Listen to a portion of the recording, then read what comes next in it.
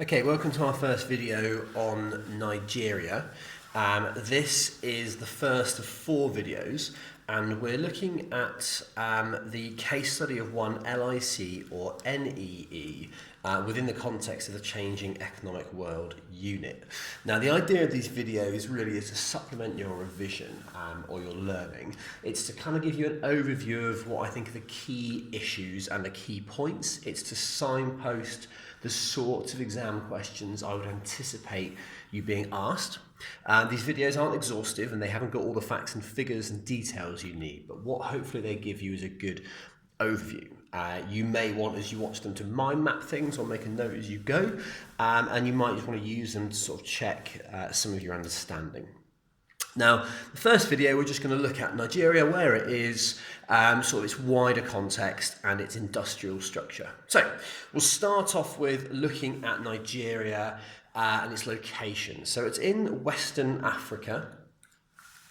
It's on the Atlantic Ocean. It is one of the larger countries in the region. Its capital city is Abuja, which, if you can see on the map, is smack bang in the centre of the country. It's one of only very few countries that have their capital deliberately in the middle. Madrid in Spain is another one. However, the largest city by quite a way is Lagos, which is in the southwest tip of the country. It's a fairly large country. To the north of the country, you are getting up into sort of the sub-Saharan region. So you've got very arid, desert-like conditions. You've got quite a lot of issues with desertification in the northern half of the country. There's a lot of deforestation going on, partly due to the growing population. Most people live in the south. The south is a far more temperate place. It's got far more vegetation. It's far more hospitable or appropriate for things like farming. So you've got an overview of the area. Certainly, there is what I think we call a north-south divide. Boko Haram, for example, were based up in the northeast of the country, and they kind of that illustrates just how isolated and remote the sort of northern part of Nigeria is. Just to reinforce this, if you have a look at this map here, I've just picked, this is actually a map of youth literacy rates. And this really emphasises the north-south divide in the country. So you can really see that southern area, which is the more densely populated area, you've got far higher literacy rates, which is obviously an indication of quality of education, investment in schools. And then in the north, you can see how literacy rates are far poorer, which indicates far more agrarian, sort of farming communities, far less access to schools and education. So that's just kind of an example of how there's quite a north-south divide. Now, just having a look at Nigeria and its sort of its context.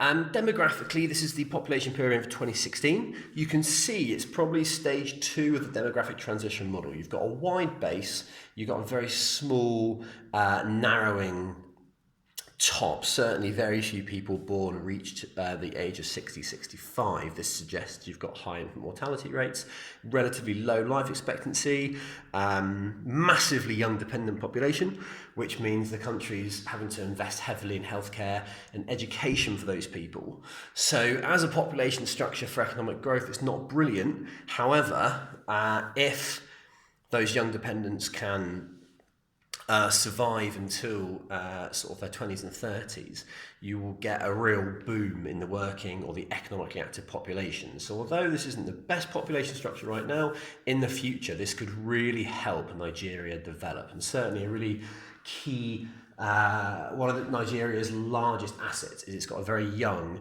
population who are quite eager to work, earn money and succeed. So, if we look at sort of Nigeria's industrial structure, now here is a pie chart showing the GDP by economic sector. 52% of people, of GDP comes from service industries, about a quarter from agriculture. That purple wedge there is manufacturing, only 7%, and really importantly, oil and gas there. This is really unusual for NEE. Usually they have a large manufacturing sector.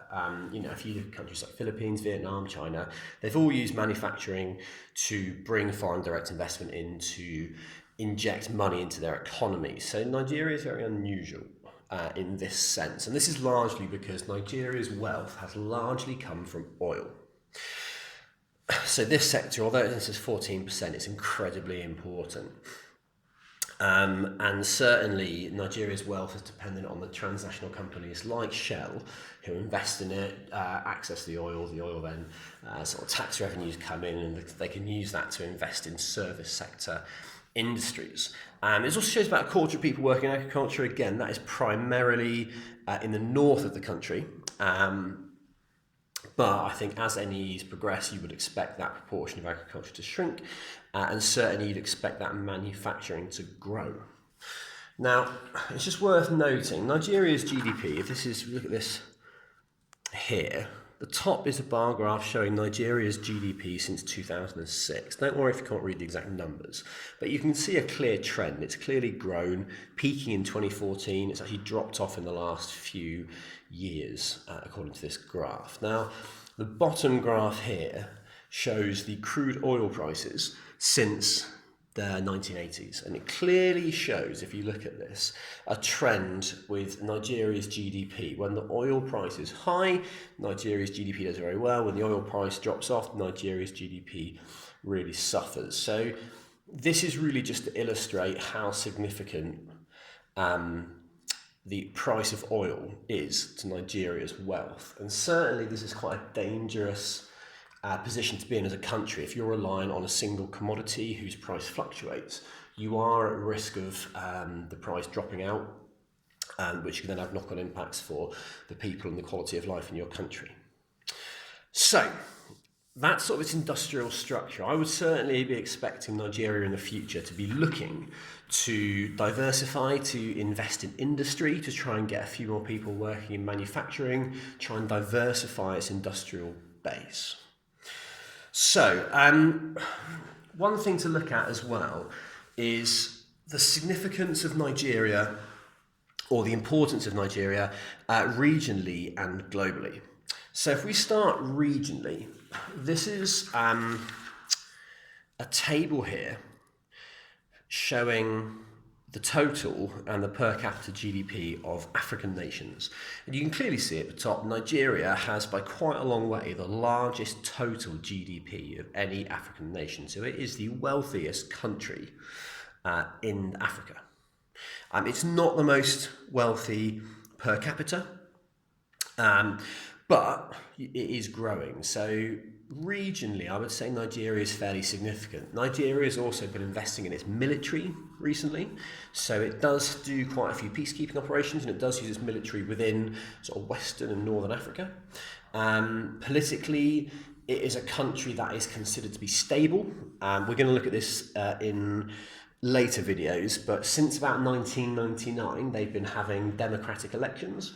The last guy elected was in 2015, and I think in 2015 it was an election that was considered to be fair and democratic by most independent observers. I think it's fair to say that there's an element of corruption in Nigeria. David Cameron famously was quoted as saying that it is fantastically corrupt. So certainly there's an element of corruption, which means that any industry is going to be slowed down. And money will be lost and wasted due to this. But I think it's fair to say regionally, Nigeria is a fairly significant player. However, we could contrast this to its global significance. And what we can see here, this is a table of countries by total GDP across the world. And Nigeria ranks 28th behind the UAE, Thailand, Belgium, Poland, Sweden. So it's not that significant globally.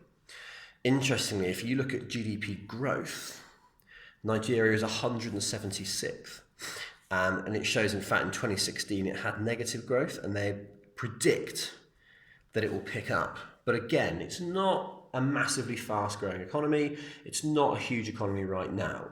It does do a fair few agricultural exports, and it does export oil, but its oil revenues are not as significant as those Gulf countries, Saudi Arabia, places like that.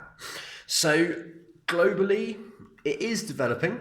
I would say right now it is stagnating a little bit, but I would certainly say regionally politically, economically, and from a military perspective, it is quite a significant country. Now, the last thing I'll just say here is, this is for this first part, this little video here. Here are the kind of questions that you might get asked about. Explain the regional and global significance of your chosen NEE, describe the industrial structure of it, and explain how industrial growth could stimulate the economy. Certainly industrial growth, and we'll look at this in a later video, the injection of foreign direct investment from transnational companies such as Shell when they're drilling for oil does bring in money, it does create jobs, the jobs will create a positive multiplier effect, and in theory should allow the country to economically grow. How effective that is largely down to how good the political system is and how well set up the country is.